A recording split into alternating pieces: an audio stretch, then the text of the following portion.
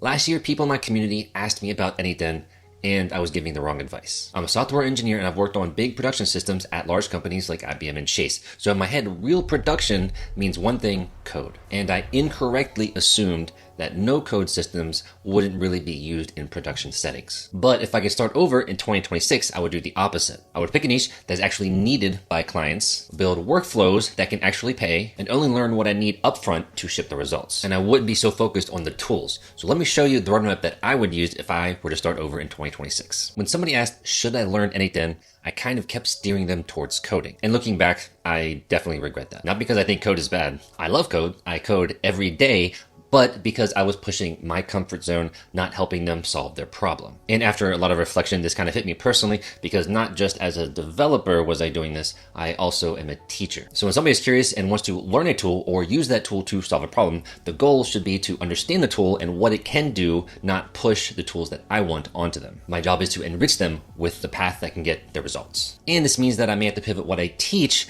even pivot my channel, which I have on all of my platforms, because the goal isn't to create more coders. The goal is to create more builders who can ship outcomes. Look, the thing is, clients don't really care about the implementation. Generally, they don't care about the implementation. I have been with a couple that have, and it's honestly been a nightmare. So if they do, maybe they're not a good client, but they typically only care about the outcome, not how you do it. And it's on us to make sure that we are doing the best job using the tools that we have to make that happen. So before I tell you exactly my roadmap, I just want to give you a personal reflection moment with an actual client that I worked with on how wrapping all this up and why I kind of really made this realization. So my real aha moment from that came with Anyten was when I realized that I could just create a very simple MVP whenever I have a client to just get something to run within a day. Typically, depending on how big the project is, of course, but typically within a day, I could have an MVP to show them the actual workflow that's working, and then scale it later once we have the happy path of what they're looking for working. And while, yes, you could do this with code, I don't have just all the time or freedom of time to be able to just spend all this time and energy on doing something like that. When, yes, I know we have AI tools to help make everything easier.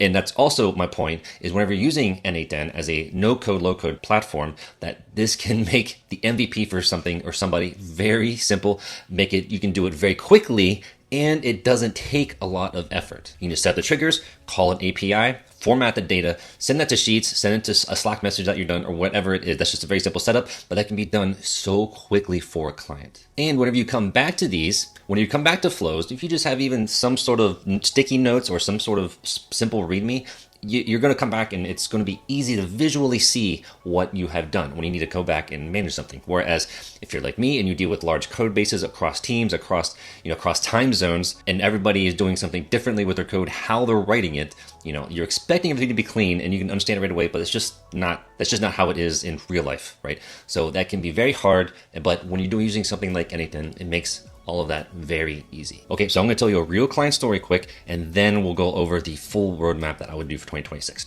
So this client story was I overbuilt something onto AWS platform. This person comes from one of the biggest school communities that there is, and she had a problem where she was spending a lot of money on virtual assistants, and because they're across time zones, it's taking away a lot of response time to get something back from them. So basically what that means is that she's spending more time doing things that she shouldn't be, where she should be using those minutes and hours to be making more sales, right? And that's what she would like to do. So we got together, we figured out what she wanted. I said, okay, perfect. And my immediate thought was, because there was one specific aspect of an action on Google Sheets that Anyten didn't have, I was like, okay, I'm just going to code this. So I did. I created a free AWS account under her name, and then what I did was, because you do that, you got a year free. I think they changed it now, but you got a year free of a lot of their services. So I didn't actually have to pay for anything, especially for what she wanted. It didn't require a lot of compute power. I got it working. I showed her.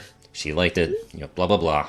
But the problem was, I could have probably that same day or the very next day got it working with Anyten with so much less hassle. And every time I have to go back to it, I can just visually see what was done. She's a retainer. So I just needed to modify something here, change that, and then if she ever wanted it, if a client ever wanted it, I can just then give them the workflow instead of giving them code, right?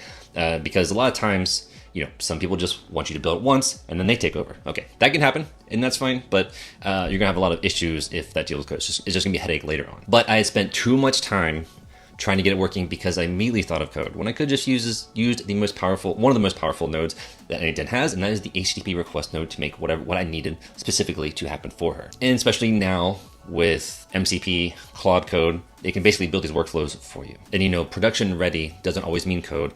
Most of the time it's about reliability, security, and even your speed to iterate through the process. So how would I learn N8N in 2026? Thank you for listening so far. I just wanted you to understand a little bit of why I'm doing this. And so the first step is to learn only the fundamentals that you need to ship. So this means understanding triggers. I would especially understand webhook triggers. HTTP requests are very powerful. You really need to understand that. Basic data formatting, outputting their data somewhere that's either integrated with your client system that they already have, or if they don't, then you could use Sheets, Airtable. It depends on the data that you have also, right? If you need to be secure, then obviously you don't want to use Google Sheets. Notifications, how to send notifications, right? So such as email or Slack, and then basic error handling and logging, right? So if something goes wrong, especially if you've sold something to a client, like a workflow to a client, right? It's good to be able to see when something goes wrong so that you can inform them, or they can be informed of if it's something that they did that was wrong, that's correctly wrong,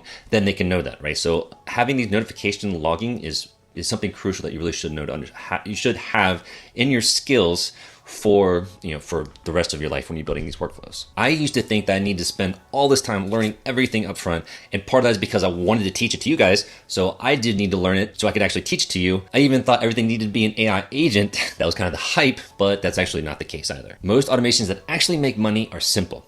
You have a trigger, you fetch some data, you can transform that data, store that data somewhere, and then you master that loop that I just said first. And for step 2, pick a niche so that your learning has some direction. So whenever you're doing like warm leads, or if you're doing cold outreach, or you've been on LinkedIn, you've seen what people are asking, you've maybe talked to friends, family, maybe you've sent emails out to offices around your area. What do they want? Okay, so whenever you get that first client, that's basic. That could be your niche, right? So understand how to build that. And then once you've built something for somebody, that's the hardest part of that first build, right? That's the hardest part. And somebody's getting actual value from you. That will then be your niche. And then take that and then just really get good at that. And then what that means is along the way, other things that you hadn't learned yet, you will learn because you'll be forced to. Even if you just want to be a coach or a creator, you want to be in real estate, like I said, local offices, or you want to be with agencies, they all have repeatable problems. And step 3, build an MVP fast, then learn in real time. So you tell a potential client, give me a couple days and I'm going to show you a prototype, okay? Then you build that version, show it, and then you iterate after that, right? And so whenever you start iterating, whatever they say, then that's when you learn the things on the spot, just in time for whatever it is that you're building. You don't need to learn it all up front. You wait until it's actually needed for what you're building. The goal is to not learn random things. The goal is to learn exactly what you need to make money for your clients. Okay, so I just talked about clients. So this is on step 4, understanding warm outreach, right? So kind of like your first client playbook. So how do you get clients without, just maybe doing some illegal or immoral scraping on LinkedIn or things like that, right? I'm not a big fan of like cold outreach. We'll start warm, like I said, so friends and family, businesses around your area, people you've already spoken to on LinkedIn, people posting problems quickly, right? There's always people requesting stuff on LinkedIn. And as long as you're within the rules, even people within your communities. Hey, I saw you're dealing with X. How about we just jump on a quick call? I can help you map out an automation, what that would look like to help you out. Because you can learn everything that you possibly can, but that's not going to translate to anything if you don't have any clients. In order to get clients, you have to be within social media. You have to see what people are saying, see what they're asking for, and then do that specific. So all this is really going to the niche, understanding the client, and then building just that. Look, it's 2026. You can do this. Basically, if I really boil this down, don't learn everything. Learn only what you need. Understand being on clients. So if you in order to get clients, right, you do have to see what's out there, what people are asking, reach out to people. I'm really not a fan of cold scraping or cold outreach by just scraping online. Although I'm not saying it doesn't have there aren't parts, but if you're like linked, if there are terms of services say, you should be doing this, then you really shouldn't be doing that, right? But that means you got to talk to people, and once you figure out what what they want, that should be your niche. That's exactly what you should learn. Once you've already had a base foundation, then everything else that you'll learn will be just in time or as you're going along. And with all the AI tools out there, it's going to help your life so much more.